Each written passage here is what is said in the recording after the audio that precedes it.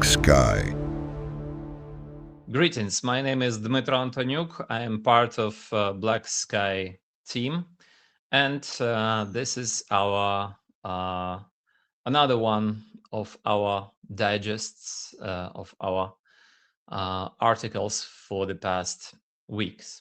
For the past week, we will start with the piece done by Andrus Hajovy, and it is called "Americans to Lukashenko." Tsikhanouskaya to Kyiv. Is Lukashenko breaking out of international isolation, and what can we expect from Belarusian opposition leader's visit to Ukraine? This article explains that Alexander Lukashenko is slowly coming out of partial international isolation. The US under Donald Trump and France under Emmanuel Macron have started to talk with him again. This shows that some Western countries are trying to re-engage with Belarus for political and economic reasons. One important reason for this is Belarus need to restore potash exports through neighboring countries like Lithuania, Poland, and even possibly Ukraine. However, this piece notes that Lukashenko is still closely connected to Russia, so his independence in foreign policy is limited. At the same time, Ukraine is not engaging with Lukashenko.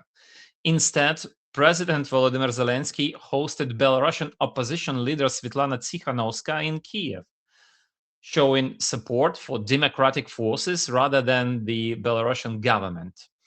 And Yevgen Magda, whose picture you can see, actually comments about this topic in this particular piece.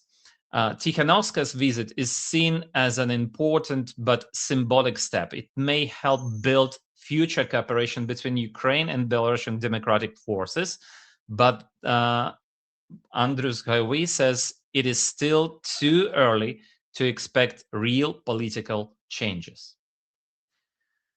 The next one is rather tricky, I would say, but still very interesting. And it is written by Artur. I personally was really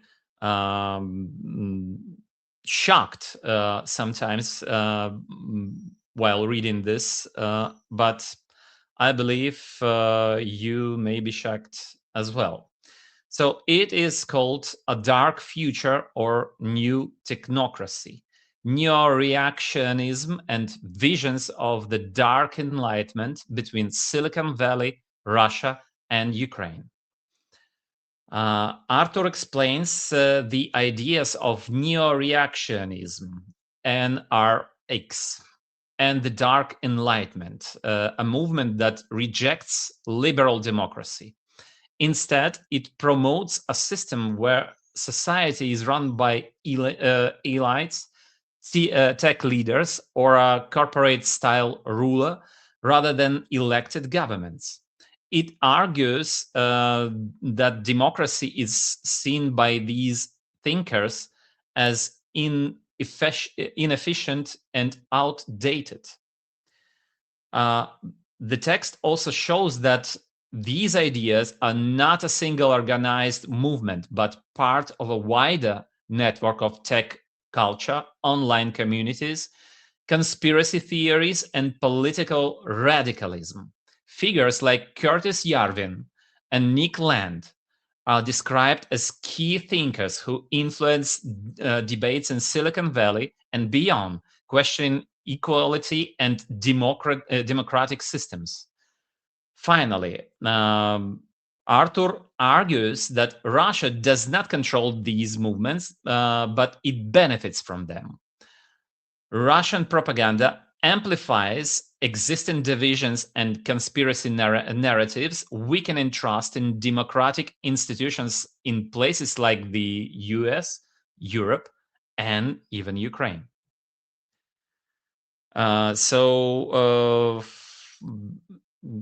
Remember to read this huge piece written by Artur Jacques. Believe me, you will be at least surprised. Well, the next one is again done by Andrus Hajovy. And of course, it's again about Belarus. It is called An American Preacher in Belarus. Is this an effort to legitimize Lukashenko on the world stage, or to use him to convert new believers to Christianity? Andrus describes the Festival of Hope in Minsk, where American preacher Franklin Graham spoke at a large Protestant gathering attended by over 10,000 people. It was the biggest Christian event in Belarus in decades and took place under the government of Alexander Lukashenko, who was very reluctant about such events for the past 30 years, so to say. This article explains that Protestant churches in Belarus are tightly controlled, with many forced to re-register and some are closed. The state uses religion both to control communities and to show openness to the outside world, even while political repression continues. Reactions to Graham's visit were mixed. Some Protestants welcomed the event and new conversions, while others criticized his calls to pray for leaders like Lukashenko and even Vladimir Putin during that Festival of Hope. Andrus concludes that Graham's visit may have benefited for both sides. The regime gained some international visibility, while the preacher achieved a large-scale religious event and new conversions. However, it remains unclear whether this will lead to real changes, such as the release of imprisoned pastors or greater religious freedom in Belarus, or not. Another piece written by Artur Jacques. It's about the problem, the issue with Transnistria in Moldova. And it is named Transnistria's naturalization process. Oazun Antoi on Putin's new decree. Oazun Antoi is an expert from Moldova with whom Artur Jacques made an interview. So this piece discusses a decree by Vladimir Putin that simplifies Russian citizenship for residents of Transnistria. Moldovan expert Oazun Antoi argues that this is not a real legal change, but a political move meant to pressure Moldova. He explains that Transnistria is becoming weaker economically and politically, especially after losing cheap Russian gas and facing economic decline. Many residents already prefer Moldovan citizenship, which is seen as more useful than Russian passports. Residents of Transnistria, of course. This article also notes that the Russian military presence in the region is isolated and mostly symbolic. According to Antoi, Moscow uses this citizenship issue mainly to create psychological pressure rather than to change the real situation on the ground, because Moscow just cannot do that now. Finally, Artur suggests that the region is slowly moving closer to Moldova and the European Union through trade, work, and educational links, even though the conflict is still unresolved, the conflict in Transnistria. And the final for today, the final piece for today is our editorial. It is called Failed the Health Inspection, Russia's trade wars with its neighbors. This article says that Russia often uses trade and sanitary so-called sanitary inspections as a political tool against neighboring countries.